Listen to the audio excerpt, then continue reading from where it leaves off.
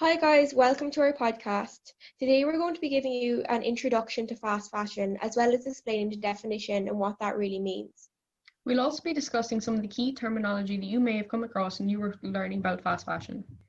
We'll also be talking about the problems created by fast fashion, such as sweatshops, pollution, landfills, factories, and the false economy surrounding fast fashion. First of all, we're going to start by giving you a brief definition. So basically, fast fashion describes pieces of fashion that are made at a cheap price and are made quickly. However, this process often happens without any consideration for, let's just say, like working conditions or the damage it does to the environment. Yeah, fast fashion can be very damaging to the environment, but also for the people that actually work in those conditions. And most of the fast fashion workers that we have studied earn less than the living wage. Only 2% earn a living wage. So there's a lot of trouble there. Yeah, I know there's also a lot of kind of abuse that does happen in, sweatshops and unethical work environments. So I think we know that when people are trying to learn about fast fashion, there's a lot of keywords that sometimes can be hard to unravel. So we're going to discuss some of the ones that we've come across and what we've learned. So one of the keywords we'd like to talk to you about today is sustainability. Now, a lot of people throw around the word sustainability to make their brand sound like it's better or just to make their project sound cooler, but sustainability has a much more complex and important meaning. Sustainable is a process where you use materials without damaging the current earth and without taking materials from the future generation. A sustainable material would be wood, water, wind, and an unsustainable material would be plastic, coal, petrol, anything that you can't create forever. It means that when we take certain materials from the earth, that one, they might be able to grow back, but also that we're leaving an earth behind that for our future generation and maybe our children's children, that they will have an earth left that is as good as we have it now. It's important that fashion companies remain sustainable because if they're not, it can cause serious problems for the industry in the future, but also for the people who work and live in those environments. Another term we'd like to speak about is unethical and ethical. If something is unethical, it goes against your inner moral principle. If it's ethical, it supports your inner moral principle. An example of unethical production or an item that's unethically made is an item that is made at the hands of animal abuse or poor working conditions. Worker exploitation often accompanies unethical production. A lot of ethical brands, they make sure that there is no harm done to the people who make them, that there is no unfair tests on an animal, and that they're made in a way like we just discussed. That Many popular brands that you wouldn't really think of are actually quite unethical. Yeah, there are loads of brands like that are very unethical. So we will be talking about those as well. It's important to spread awareness about which brands are ethical and which are not. Sustainable brands are very important to support, and the unethical brands are ones you should buy less from. Definitely. We also wanted to bring up the term circular economy because we feel that most people our age don't really understand the term. So a circular economy, it sounds complex, but it's actually a lot easier to understand than you might think. The circular economy describes a way that focuses on the importance of reuse and recycling and basically not overbuying and just thinking about what we need and sharing our resources instead of being greedy just to make the most profit all the time. The key aspect of circular economy is not to waste. In a circular economy, nothing goes to waste. It can be reused, repurposed, upcycled, donated, given away, or shared. We don't create things that we can't use in the future in a circular economy. It really takes out the option of throwing out. Yeah, I think it's really important that it kind of becomes popularized, and I think if it was more well known, people would be more likely to consider it before throwing things out. Yeah, recently Ireland has tried to start a circular economy initiative called Circulera, but I think with the current climate, no one has really thought or really heard about it much yet, but hopefully in the future years it means that Ireland might become a bit more sustainable. Yeah. You'd be surprised at how many people are already practicing some aspect of circular economy. If you recycle any of your waste, have a compost bin, donate clothing, or share old items, you're already practicing circular economy. It's just that if it becomes a widespread practice, it will infinitely help our environment and the people who live in it. Yeah, there is plenty of things you can do at home. As like you said, composting is a good one as well. Even though it doesn't really have much to do with fast fashion, it's still very helpful and a good example. As young people as well, we thought it was very important to bring up about greenwashing as one of our final keywords we're going to discuss today. Greenwashing is often used on social media, advertising, or in shops in general to make a lot of us believe that what we are buying is good for the environment, or that there is no negative aspects, and that makes us maybe favor the company more. But a lot of time this is actually false. So we'd often advise people to just maybe check the facts before they buy a product that is said to be like sustainable or renewable or there's no damage to the environment, because a lot of the time this is more actually a marketing technique than facts. Yeah, and a good way to kind of double check your kind of fact about ethical or unethical is there's an app that's called Good on You, and it has all the different options about all your popular brands, and it'll really tell you whether they're eco-friendly and ethical or not. And I would highly recommend you download it and check it out. Yeah, absolutely. If you're going to take part in buying from a brand, if they've made no effort to create a whole sustainable environment and they only bring out one chain or one aspect of their brand that is sustainable or ethically made, that's greenwashing. If they have no intention of creating a whole brand that's sustainable and good for the planet, that's greenwashing.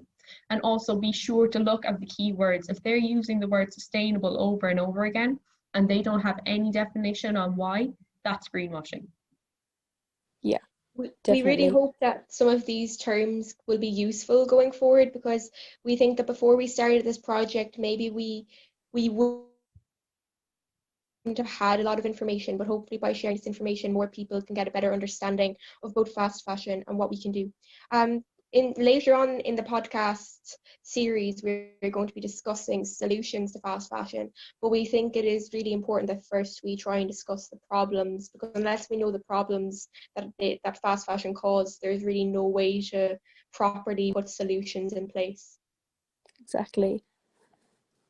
So next we're going to be talking about the problems created by fast fashion, and the first one I kind of want to discuss is about sweatshops.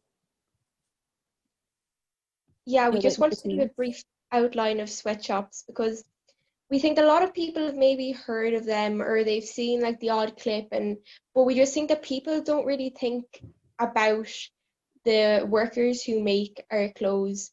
We'd really recommend watching, there's an Amazon Prime documentary called The True Cost, and so if you want to talk about that a bit. Yeah, The True Cost is a brilliant documentary on Amazon Prime. It basically highlights the working conditions for people working in sweatshops, and it breaks it down so that you see individual people and what their life is like when they work in sweatshops. Because sometimes we tend to generalize, and we know sweatshops are an issue, but we don't think of those people who work in them on a physical one person to one person basis. And I think it's important that it really highlights the impact that working in a sweatshop can have on one person and their family and then their friends and the wider community. They're not even able to live on a livable wage in sweatshops, and they don't benefit anyone really. They don't really benefit the environment, and they definitely don't benefit the workers. And if they're made unethically and unsustainably, they don't help the customer either. One of the like kind of big problems created by sweatshops, and we thought this really highlighted it, was that in Black Friday of 2020, we all know the brand Pretty Little Thing, and a lot of girls, especially our age, buy a lot of their clothes off it because of the cheap prices. But a lot of people don't understand that there is more than just a good bargain to a cheap price, because in Black Friday of 2020, Pretty Little Thing were giving up to 90% off on some of their items, which means that, and a lot of people don't realize that means that there is no possible way that the people who made these items were being given enough money to be able to look after their families. So I just think it's important to realize that if we're happy to buy clothing for only a few euro, that we also need to be able to realize that someone is suffering as a result. Exactly. If it's cheap, I think that's a really good point. For it. Yeah, I think that's a really good point. So moving on to maybe the next problem associated with fast fashion, we wanted to discuss maybe the pollution caused by it. Definitely the water pollution is a massive aspect. Like, you've smog coming out of factories, first of all, and you also have massive companies just dropping dye into water. It's crazy. Yeah, and a lot of the time, these maybe only underdeveloped or developing countries, these water sources are the main kind of source of food or or business or income that these places have. So the bigger companies are polluting waters, and this does great damage to the livelihood of the people living close to the factories. This is also like heavily linked into landfills. A lot of the time we don't realize that kind of the clothes that we buy just end up directly in landfills in poorer countries. Especially if you're returning clothes online. If you return clothes online, most of the time it gets sent to a landfill or an incinerator, and it causes immense damage to the environment. Yeah, so that would be kind of the fumes coming out of the incinerator. Yeah, and I saw a statistic there lately that said something like, is it like 1 truck of clothes is like put into a landfill in a poorer country like every single second. I think we don't think of the effects our clothes have on people in different countries. We think it just stops at us, but it's a much longer chain. Yeah, and again, that's kind of linked to the workers again, because a lot of the workers do set up their makeshift homes around the factories, so the water that they would travel to drink out of are more than likely polluted with the dye the factory is using. Yeah, and so if you want to come in there a bit about the false economy. Yeah, false economy is a huge problem with fast fashion. Like Sorcha said earlier about Pretty Little Thing and their cheap prices on Black Friday, if you're buying clothes for a ridiculously low price, it's too good to be true. If you think it's too good to be true, it genuinely is. False economy is when an item is for sale at a much cheaper price than you think it should be, but it's made at a very low quality and it falls apart quickly. And therefore, you have to keep buying it over and over again, and it ends up costing you far more in the long term. This is how fast fashion companies operate. So if you can afford it, it's much better to buy from a slow fashion or sustainable company. Yes, but I think there's a lot of stigmatism around maybe like sustainable fashion brands being too expensive. But a lot of the time, if you're buying, let's just say like a top in a fast fashion brand, like every 6 months you'd have to buy maybe like 2 or 3. Whereas if you buy something sustainable shop, you don't have to buy as much. So even though you might feel that like you're spending more money at one specific time, in the long run the reality is that you're saving, and we think it's important to highlight that fact. Definitely. Yeah. Fast fashion has a big impact on the consumer as well. You might think that fast fashion is really only a problem if you work in a sweatshop, or if you are an animal at the hands of abuse, or if you work in an area that is impacted heavily by it. But fast fashion impacts all of us all the time. If your price is too low, it is genuinely too low. You're affecting other people, but yourself as well. And you're bringing in this clothing into your home that you're going to have to get rid of very, very soon because it's falling apart. And then where does it go? If you're not disposing of it properly, it's going to a landfill or an incinerator. Yeah. It's very hard to find, we found anyway, that it's very hard to find kind of sustainable clothing stores in and around Kerry, in kind of our area. So a way you can sustainably buy clothes, and that would also help other people, would to check out definitely charity shops. We kind of went around to do a few interviews, and we were browsing the clothes, and I think we found some good articles of clothing when you kind of look for it. Yeah, especially if you have an eclectic style or an unusual piece of clothing, it's definitely there for you, and it supports other people as well as the environment. You can support a really good cause, and it's in your locality.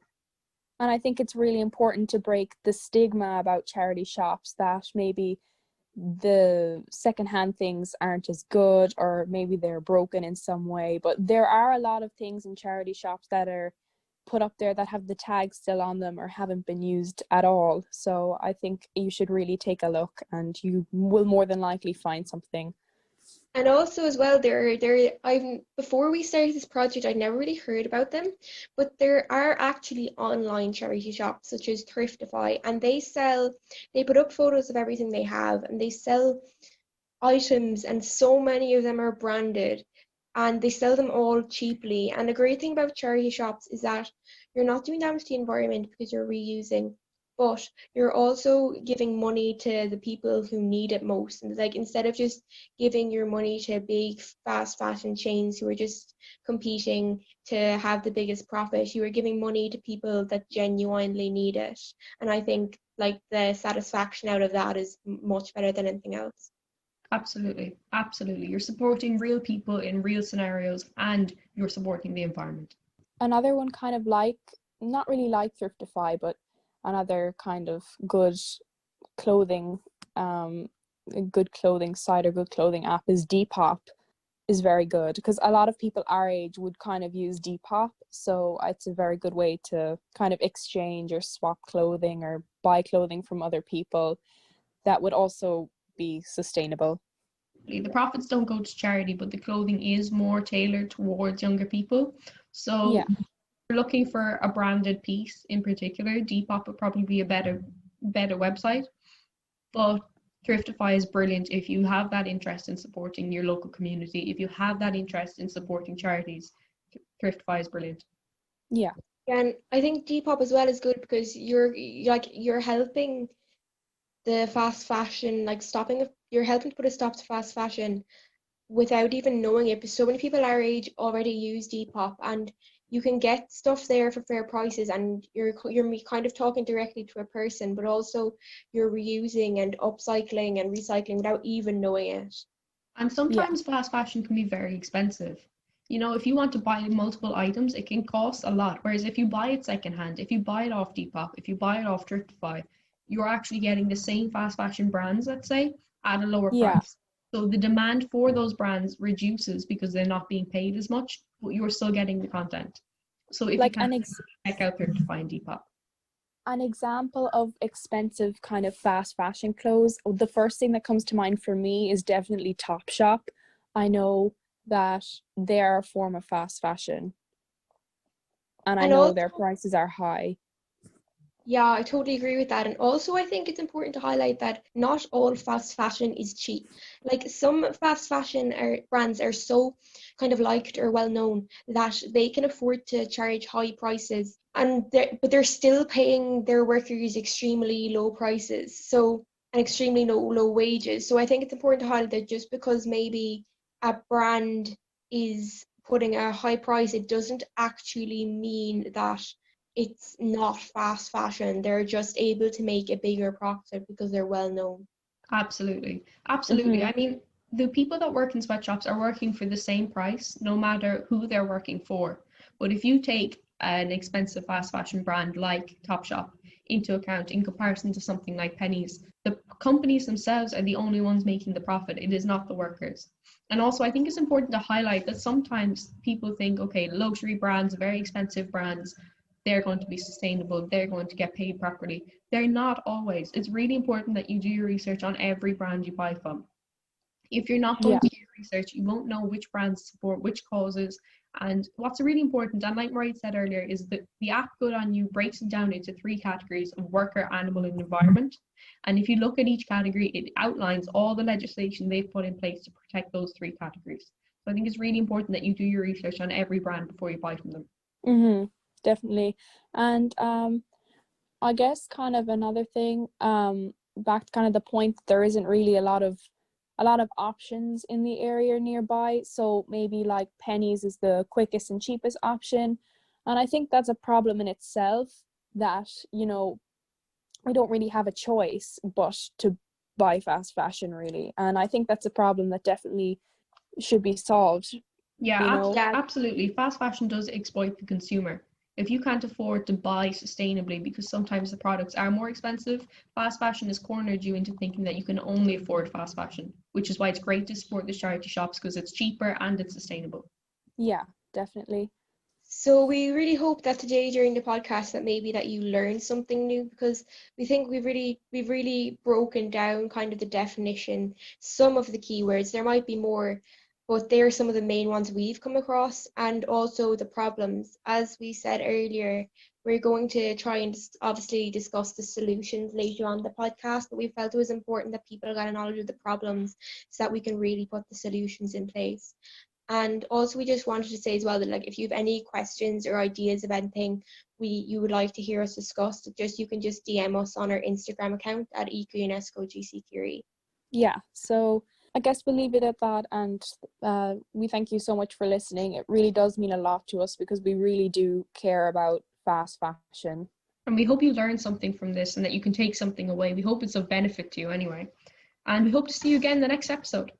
And the second episode will be up on January the 22nd, which is a Friday. So stay tuned for that.